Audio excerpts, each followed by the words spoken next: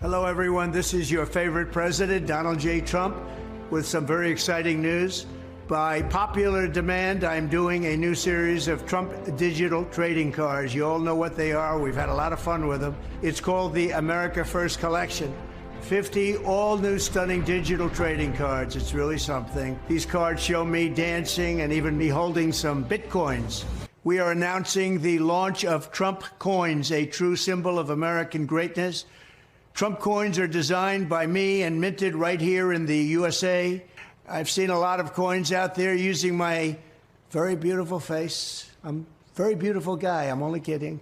But they are not the official coin. RealTrumpCoins.com is the only place to get an official Trump coin. I'm here to introduce something really special. I think you're going to love it. My new Trump watches. We're doing quite a number with watches, and the quality to me is very important. The Trump Victory Tourbillon. This isn't just any watch, it's one of the best watches made. Get your Trump watch right now. Go to gettrumpwatches.com. It's Trump time. I will say, Willie, this is politics just keeps moving. Wow. It just keeps slipping into the future. I will say this is my favorite use of merchandising by presidents since Gerald R. Ford sold his own personalized leather football helmets. And, of course, you had Michael Dukakis in '88 with his push lawnmowers that he signed also. Famously. But nothing like this. Nothing like this.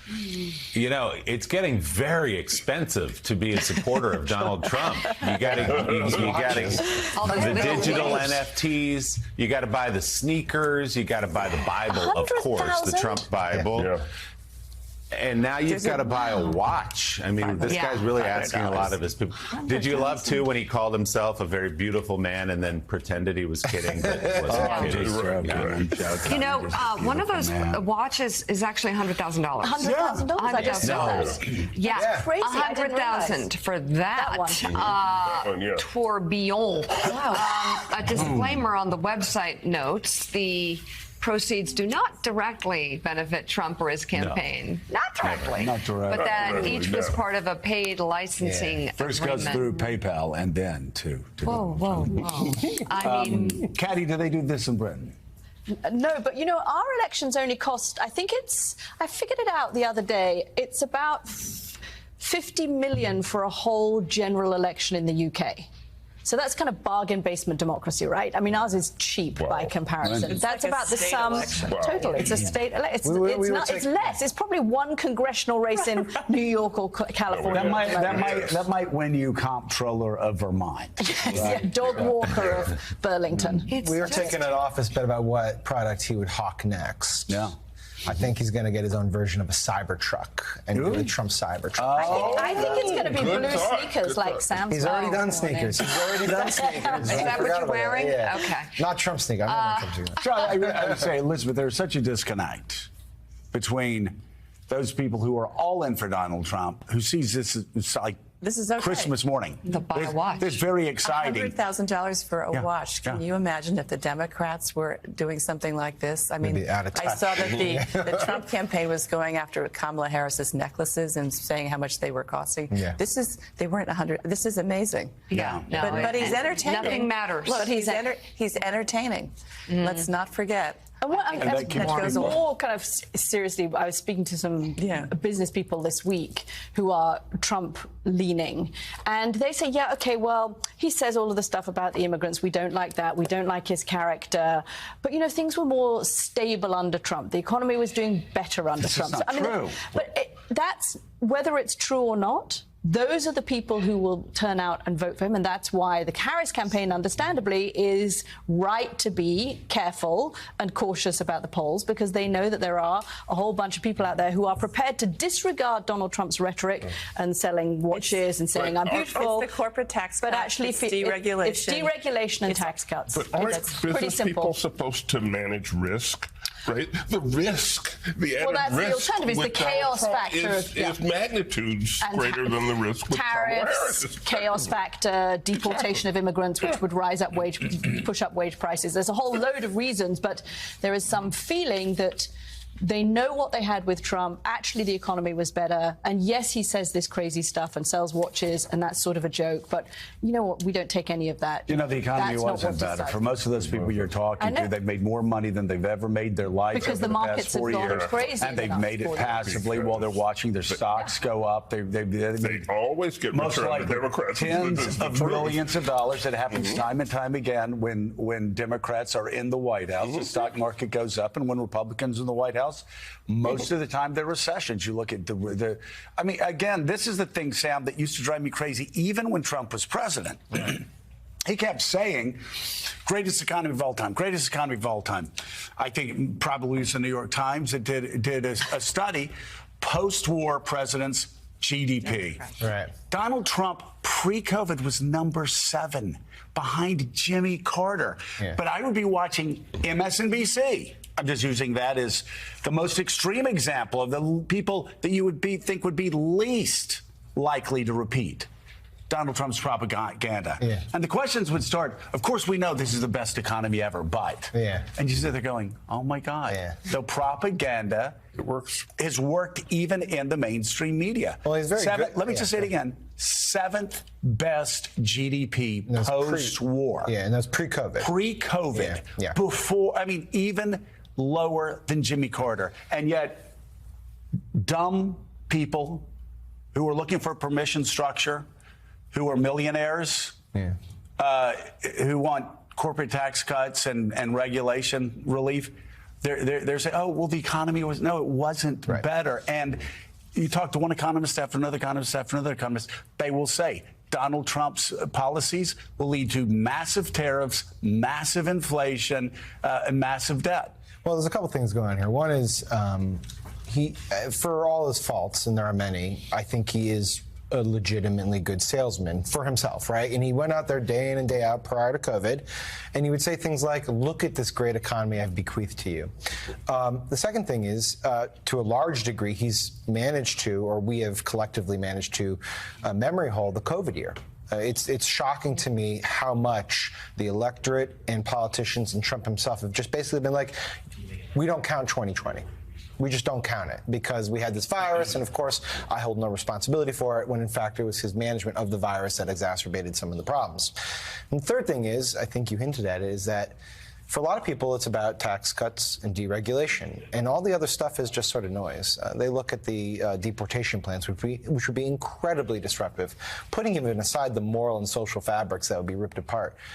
Economically, incredibly disruptive to just rip 15 to 20 million people out of this country.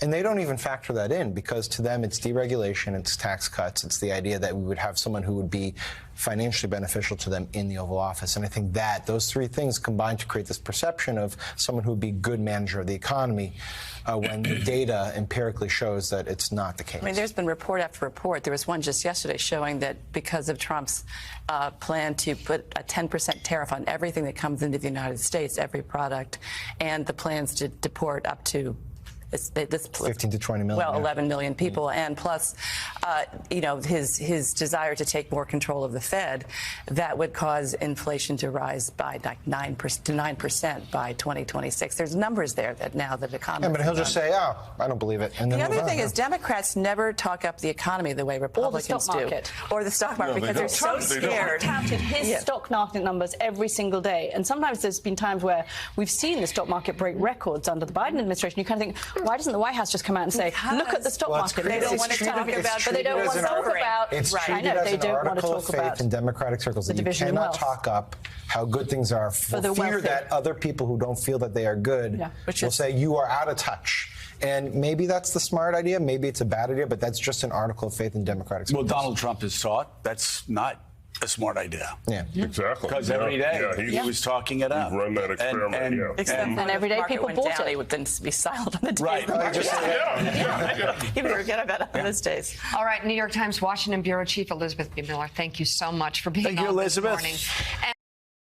39 days until November 5th, and as of tonight, we could tell you that over half the country has voting available. I have told you how we are living through different times, even if we still have the old terminology. People say Election Day. I say it sometimes. It's a holdover. But this is election month or a month and a half. 26 states now allowing some kind of early voting, whether that be by mail, where as soon as you get a ballot, you can mail it back at your choosing, the time of your choosing, or even some in-person early voting underway. And that might be good news for whichever candidate has the momentum right now. Democrats increasingly think it's Kamala Harris. She arrived in Arizona today, where she's doing a border visit to spotlight immigration. She's speaking tonight. She's expected to go after Trump, as she's been doing on different policy issues across the week. Now, since becoming the nominee, Harris has been trying to also do a type of political jiu-jitsu. Everybody knows that Trump has thought immigration is his issue. He's thought that all the way back from 2016, when he talked about a wall that, if you check, never got built. She is trying to turn the issue against him. Well, first of all, we do have a broken immigration system, and it needs to be fixed. I went after transnational gangs, drug cartels, and human traffickers who came into our country illegally. I'm the only person in this race who actually served a border state as Attorney General to enforce our laws. We can create an earned pathway to citizenship and secure our border. He killed a bill that would have actually been a solution because he wants to run on a problem. Now, what do Americans think? Well, it is a tale with kind of two sides to it. On the one hand, Kamala Harris still trails Trump by a lot on an issue that matters to many Americans, and especially in those border states. You can see he's got a 21-point edge. On the other hand, Democrats were running in those states and around the country with a nominee recently, the current president, who trails Trump by far more. So, by strict political math, the new nominee is doing better than the old one, but still trails Republicans. Now, I can tell you that Harris Wall's campaign co-chair, Mitch Landrieu, was just with us on the beat, and here's what he told us on this issue.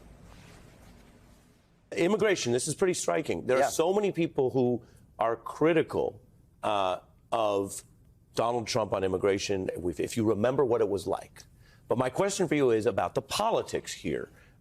Right now, Trump's still 20% more trusted on immigration than her. Yeah. Why is that? How do you change that? Well, I would say two things. Every day that the vice president has been in this race, she has beaten him.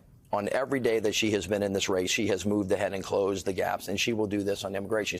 We actually negotiated a border bill, the toughest border bill that has ever been negotiated. The only reason why that bill failed is because Donald Trump wanted to use that as a political wedge. He put himself, again, ahead of the safety and security of the people. And the more you tell that story, the more people are going to go, look, we can have safe and tough borders, and we can also be a nation that's got a good legal immigration plan. We have to get that done. So that's what we're hearing from the very top of the Harris campaign. Meanwhile, on foreign policy issues, former President Trump met with current Ukrainian President Zelensky. This was in New York right after Harris held her meeting at the White House. And I mentioned this in our coverage this week, and a contrast I want to show you tonight here is striking. You live in America or you're watching the news, you are familiar with all these debates about platforming and how much should you show different people. And Donald Trump and some of his now convicted aides have been caught lying, some of them caught in defamation schemes. So there's always the question of how much do you want to show that and how thoughtfully should you do it. I have told you that we try to really be journalistic. So we will fact check, we will show you things and tell you why we're showing them. When we have people on and sources on, we fact check them in real time. We deal with all that. What I'm about to show you, there's a reason for it. And it's not just a fact check thing. It's a who do you want with the nuclear codes thing. The war in Ukraine is one of the most significant international issues around. And while Donald Trump says he's been president and he's walked the walk and talked the talk, take a look at how he actually sounds, what he's actually saying when he's dealing not only with these issues in general on the campaign trail, but with the leader of war-torn Ukraine and all the deaths and all the difficulty that that country's going through, and contrast that to what Vice President Harris is doing when she's been in similar scenarios. The contrast is worth seeing. I've been proud to stand with Ukraine. He said President Trump did absolutely nothing wrong. My support for the people of Ukraine is unwavering. He said it loud and clear, and the impeachment hoax died right there. And I will work to ensure Ukraine prevails in this war. It really essentially ended the impeachment hoax. we can't compare two visions for how to deal with that war because Donald Trump didn't even pretend to talk much about the war or the gravity of the situation, even standing next to the leader of Ukraine. He ran it back 6 years to his own politics with some misinformation and claims about his own political and domestic impeachment, which involved, as you may recall, very credible evidence, including from his own aides and witnesses, that he was trying to shake down Ukraine to get a hoax investigation of the Bidens going. Donald Trump also said that both Russia and Ukraine should get some sort of fair deal out of the war, and you have all of his attacks on NATO to boot. So that's one contrast. In the campaign, I can also tell you there's a focus on the running mate for Donald Trump, J.D. Vance, and both Vance and Walz have a big spotlight on them. Their debate is next week. Remember, that is the last scheduled debate involved in the general election whatsoever because Trump has refused any other debate. So that's coming Tuesday. A lot of attention on both of them. But more scrutiny on Vance today because the Washington Post has unearthed what were private messages that he sent in 2020. So this is him and his views writing in 2020 when he said Trump has so thoroughly failed to deliver on economic populism, I think he will probably lose to Biden in 2020, which he did. If you go back one more cycle before Vance thought Trump would get power, he was even bolder, famously calling his now top-of-the-ticket running mate reprehensible and, quote, cultural heroin. Now, Vance has tried to distance himself from all of his public statements as an adult, as a person interested in politics. He says that was all before Trump became president. So the 2020 talk here, while not as strong as the heroin lingo, shows that well into the end of the first term of Donald Trump, he still viewed him on policy, on substance, on economics as a failure. You can compare Vance's well-known and established attacks on Trump to the way Harris and Biden get along as VP. Just today, President Biden announced record job growth. From the beginning, the president has been very direct and clear about our perspective. And I can think of no one more committed to achieving our collective goals than President Joe Biden. President Biden set an ambitious goal. Today's numbers reflect the point that President Biden has made many times. America's economy is strong. And what's the message to Iran? Don't. As President Biden said, just don't. Exactly. One word. Pretty straightforward. One ticket has had unity, which now has even involved the succession of Vice President Harris coming to the fore. The unity, partly a product of what Democrats call Biden's selfless or heroic act. The other ticket can't keep it straight whether they even agree that Donald Trump is a good president or should be president. Just depends how far back you go on what J.D. Vance has said. Now, what's going on out there in the polling? How do we make sense of it? I've told you we are very careful and precise in what we show you because if you remember past election cycles where the polling didn't come true, a lot of the polling wasn't worth looking at to begin with. These national polls that you see people talk about online or on social media, they don't even... Well, before I show you this, let me finish this point. Before I show you the favorability, which is worthwhile, I'm going to mention that the national polling that you hear about on social media, it doesn't even correspond to an election that's going to happen, right? So you could see Hillary Clinton's up by a couple points, but we use the Electoral College. So swing state polling matters more. Now, if you want a temperature, the favorability number I just mentioned, we're going to put that back up for you. The temperature is good news. There is momentum for Harris as her favorability has surged. You see that something that's happened recently, whether you look at it as an effective campaign, unity of the Democratic Party, voters who hadn't thought about her much now taking a tune in as she's gotten a lot more attention and been on the debate stage. Whatever you attribute it to, these are solid increases. Elon Musk himself said they are real, and he was complaining about them, and that kind of shows you how even Trump's opponents see the problem of her surging favorability. That's since July. Harris, though, is not taking anything for granted. And when you go to the states that will decide this thing, we have evidence that shows why her campaign is targeting the blue wall. She has spent now $136 million on ads there, TV and radio, focusing on the blue wall or the Rust Belt, Pennsylvania, Michigan, Wisconsin. That is more than in some of those other states that were, by some of them, part of the Biden winning coalition that you see on the right side. Harris also directing all of her time on the ground, which matters because you reach voters in person and you drive local media coverage, to that Rust Belt. So Harris and Walz rallies, you've probably caught some of them on the news. They're usually in those Rust Belt states. I can show you 13 stops in PA. That's the most. Wisconsin at 7. And Michigan a priority at 5. And when I told you Julia Louis-Dreyfus from Veep is coming up, she will actually be in Wisconsin with some other stars backing Harris and Democrats this very weekend. So a lot of attention on that blue wall, the blue wall that failed for Hillary, that held for Joe, and that Kamala Harris sees as her key to turning the momentum I showed you into the right state winning coalition.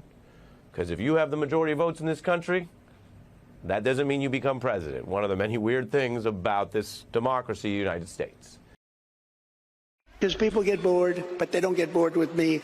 6.5 hours later. Lawyers and your carpenters and your electricians and your drivers, and you're doing a lot of things. By the way, no beautiful, beautiful F-35 Lightnings.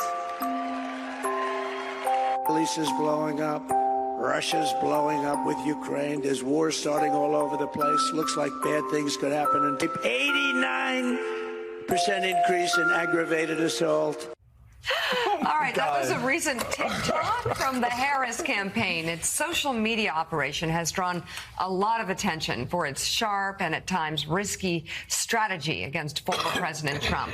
The campaign's most popular TikToks have garnered 164 million views at roughly no cost. Joining us now, Bloomberg 2024 U.S. presidential election reporter Riley Ray Griffin. She is co-author of the new piece entitled How Harris's Campaign Finally Made Biden's Meme Strategy Work. And Riley, let's talk about the launching point.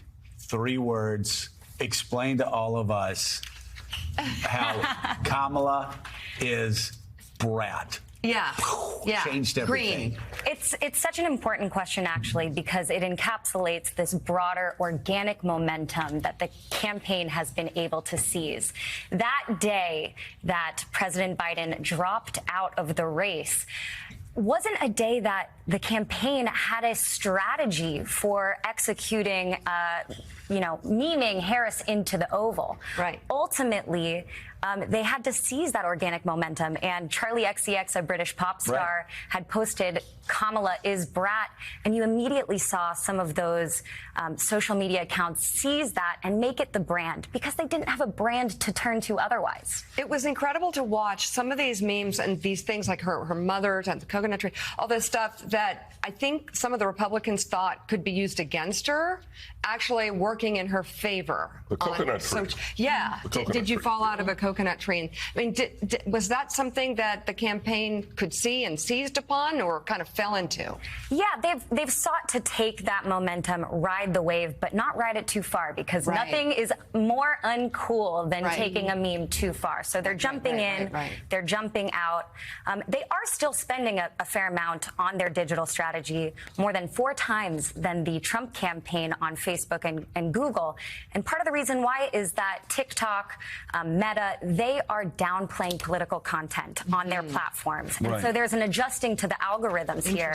It's a new social media landscape. And you really do have to, Kathy, you have to understand the social media landscape, also pop culture. And so while we all heard, brat, Kamala's brat. What does that mean? What does that mean? My daughter's trying to explain it. It immediately connected to our daughters. It didn't need explaining. It immediately connected to everybody. And I will say, you look at the numbers, and Riley points this out, numbers just skyrocketed of followers. Yeah, and particularly, Riley, this is interesting. So are you getting data now on percentages of people that are seeing the Kamala Harris's social strategy and having a kind of how it has a positive impact on their likelihood to vote? Because the question is for young people is how many are actually going to turn out, right? 50% of people under the age of 30, I think it was, voted in 2020. They need to get those numbers higher if that's going to be a big part of their base. Do the memes just create a good vibe or do they actually translate into votes? That's the question. We'll see that on Election Day. I think it's a very difficult art to determine how the digital strategy translates into votes. But one thing that came out this week was Harvard's youth poll. And actually what they found was that about the same number of young people under 30 had seen Harris memes as Trump memes. But they were playing much better among the youth when it came to Harris. 34% had said it impacted them positively versus 13% for Trump. And actually, 1/4 said that it impacted them negatively to see Trump memes. Yeah, Sam Stein is Brad, and he has the next question. Are you really? I don't think so. The kids did a poor job explaining it, I think. I honestly think that so much of this is two things. One is that Harris, even though she was VP, was really not that well known. And so when you have a new commodity come out and people are like introduced to that person, you instantaneously make ideas about them, you have perceptions about them, and then you memify them. The other thing, though, I think kind of gets underplayed is J.D. Vance. Like that guy came out and he's making fun of childless cat ladies. And like if there's anything that is perfect fodder for memes, it's cats. And so that too, I feel like added to this whole thing. But it is kind of interesting to watch. Maybe you could talk a bit about this. This was the the Biden people, when it was Joe Biden, it's the same people, right? Like it's not like she brought in like these, crazed internet, warlords who are going to memify her. But it was the same people. And they tried really hard to memify Joe Biden and it just didn't work. And obviously, it's a different subject matter you're dealing with here. He was simply less memeable. There's only so many things you can deviate around. He had ice cream and aviators. Are we memeable, Riley? I don't know. Yes. Let's try it out after this. Memeable as hell. Okay, you guys are memeable as hell. Well, I spent. I don't know if you like the memes. That's true. Oh my God, the memes are horrible. But like past couple of years, all the young people that I spend time with, because I have 2 daughters, he has 4. They were so done with politics. They didn't even want to talk about it. Yeah. And then Kamala Harris came on the scene. And I will tell you, I saw around my dinner table this past summer the most engaged young people I've ever seen in politics explaining to me Brat. The question is, again. Well, part of it is that she's not 80 years old. Yeah. I mean, everybody else is 80 years old, right? Or J.D. Vance. She speaks in short sentences. And I've seen somewhere that makes her that much more memeable. It's really funny to watch all of us sit around this table. Why don't we let the one thing, you mentioned that this was the same team. There were about 200 people that were working out of Wilmington, Delaware on this strategy. They were the same team that was then working on Harris.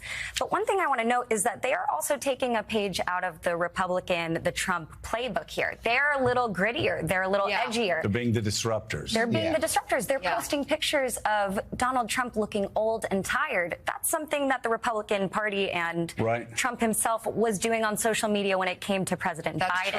And as we talk about what's memeable and what's not memeable, we can just say a 59-year-old woman who looks at times like a movie star on stage, the way the light's hitting her hair and everything else, versus Donald Trump, a 78-year-old guy who's, an old 78. He's old, but Donald Trump is memeable. Like he says all the crazy things. No.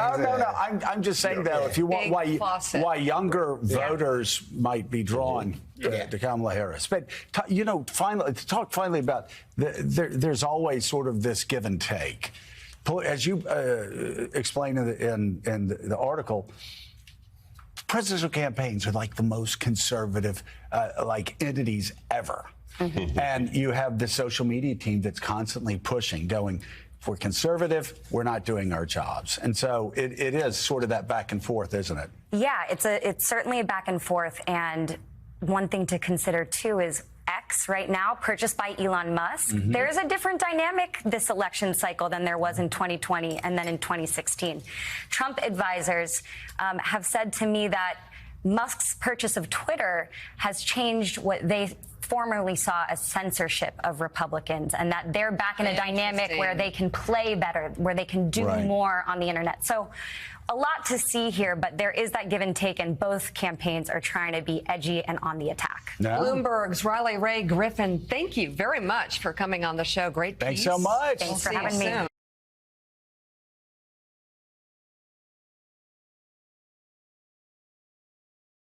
Vice President Kamala Harris will confront one of her biggest political weak spots today when she visits the southern border for the first time in 3 years. Harris, who trails Donald Trump by more than 20 points on border security and immigration in our latest NBC News poll, is expected to go directly after directly at the former president for tanking a bipartisan bill to fix the border.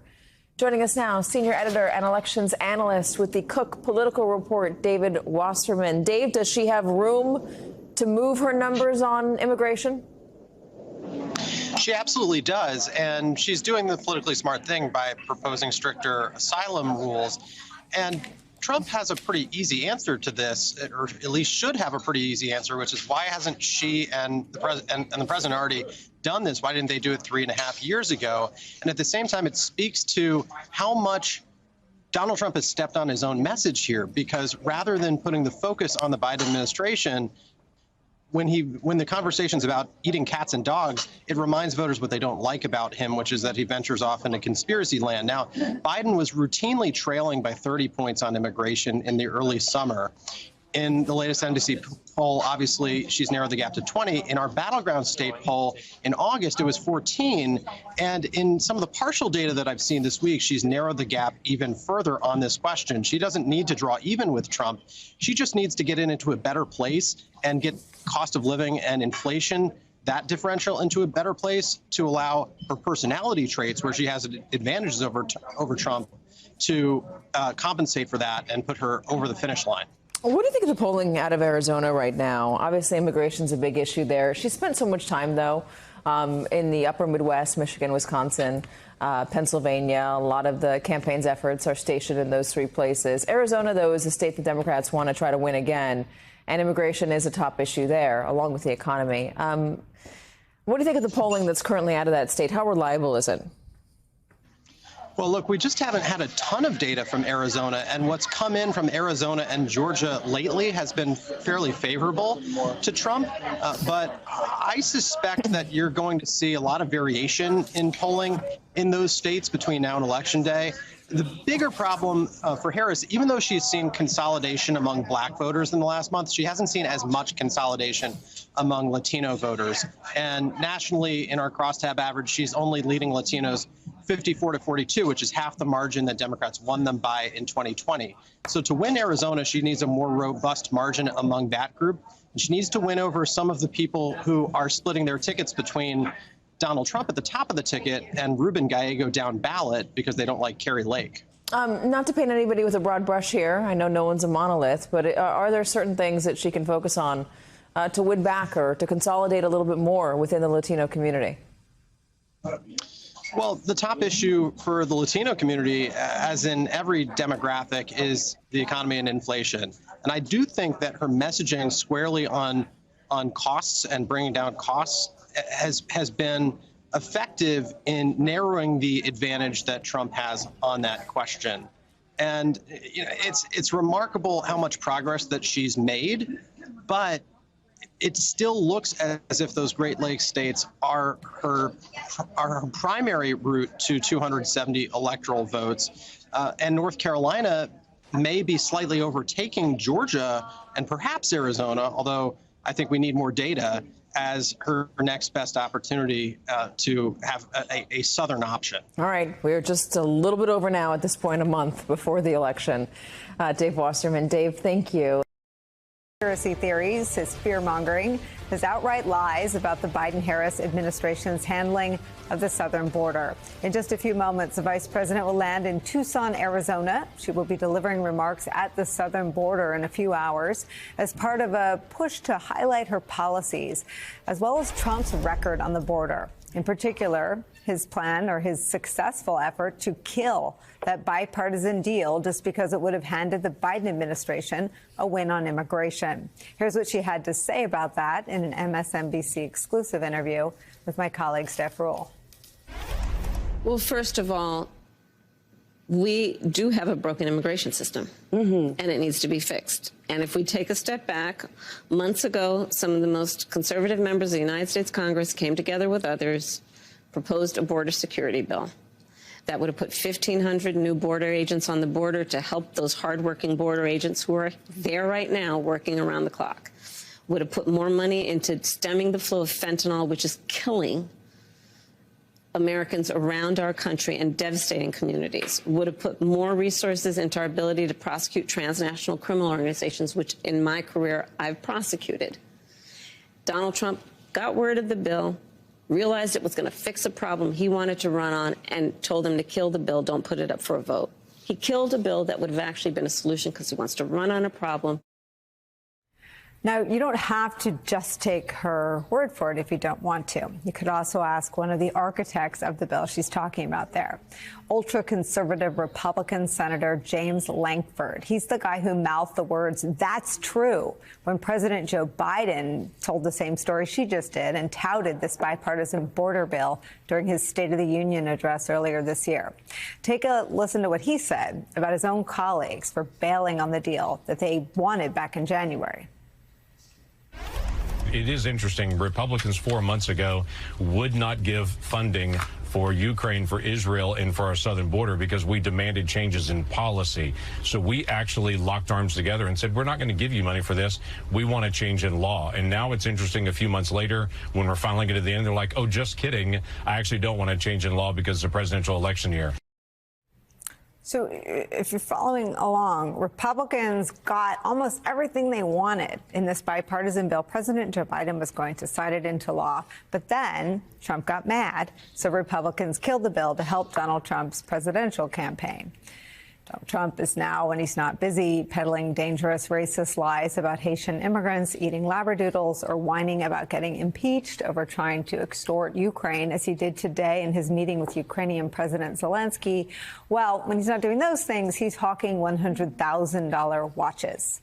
The Harris campaign laying out some specific plans to tackle immigration and the border in a brand new ad ahead of her visit today. Watch that. Kamala Harris has never backed down from a challenge. She put cartel members and drug traffickers behind bars, and she will secure our border. Here's her plan. Hire thousands more border agents, enforce the law and step up technology, and stop fentanyl smuggling and human trafficking. We need a leader with a real plan to fix the border, and that's Kamala Harris. I'm Kamala Harris, and I approve this message. The vice president getting herself on offense on the issue of immigration with a visit to the southern border is where we start today. Here with me at the table, co-host of MSNBC's The Weekend, Alicia Menendez is back. Also back, the Reverend Al Sharpton, host of MSNBC's Politics Nation and president of the National Action Network. Political columnist and host of the podcast In Politic for Puck is back as well. MSNBC national affairs analyst, that is John Heilemann. Heilemann, I thought this was Biden's one of the best moments in one of the best State of the Union addresses he's had during his presidency. It was, you know, there was a lot of call and response. There was a lot of President Biden sort of owning the Republicans. But this participation by this very, very conservative Republican who said that is true, I thought was a moment that could sort of make a comeback in the campaign. And Kamala Harris is making sure it does. Yeah, and, you know, look, you couldn't strip that one. I mean, I'm relatively certain that James Lankford was not a planned thing when he did that. That gave his assent to what Joe Biden said. You know, as I'm always inclined to do in these situations, has anybody called Senator Lankford and asked him who he's voting for in the election this year? And I don't know the answer to that question, so I won't impute. But I would, you know. I've not seen him yet endorse Kamala Harris. And it would be an incredible thing if he, at least on this issue, were to speak out and not just mouth words in the Senate chamber. And I bet the Harris campaign has at least asked to try to make that happen. It's such an interesting point, because if you care about these things, the choice is as stark on the issue of immigration as anything. I mean, she's for doing a bill with so much Republican stuff in it. It's actually difficult for some parts of her coalition. Indeed, indeed. You know, I think what is interesting here is she knows that she has to go in there and get at this attack that he continues to level against her, that she is not going to be sufficiently strong on the border. So she has to answer that question of strength. And then she needs to show that she has a plan, that she actually has a way of approaching that. Some of that proof is already in the pudding, in the form of what the Biden administration has done just in this past year to increase legal pathways into the United States, which is why we have seen border crossings fall 70% since their peak in December. What they are doing is already working. I would argue, though, that in addition to doing that, in addition to meeting Donald Trump where he is on this argument about the border, that she should go a step further and embrace the duality of saying we can secure our border and we can also protect dreamers, protect DACA recipients, keep American families together, as President Biden and I have been doing in our parole in place policy, where if you are an undocumented person married to an American citizen, you can now have an expedited path in order to be here legally. She can be the candidate who is offering Americans both. And that is, to me, the only way she really gets out ahead of Donald Trump on this issue. Well, it's so interesting because her campaign has been very adept at weaving the Project 2025 greatest hits into some of their messaging. And some of the most, I mean, I think we did a whole hour over the summer, I think you were there, on the Project 2025 immigration chapter with no other news hook other than we all read it and thought, oh my God. This is bananas. It's bananas. And it's some of the most extreme stuff that he's running on in Trump 3.0. Well, because he let the architect of family separation into some strange test kitchen where he would come up, Stephen Miller, with things that are fundamentally un-American, right? Talking about denaturalizing naturalized American citizens, talking about going into American communities where people sit in the church pew next to you, go to school with your kid, are part of the fabric of your life. And somehow he's going to rip those 11 million people and in many cases send them back to a country where they may not even know the language there. So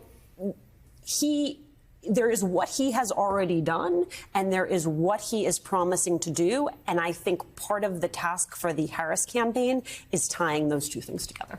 It's another example, too, where she's the one standing with the guys in uniforms, in this case, Border Patrol agents.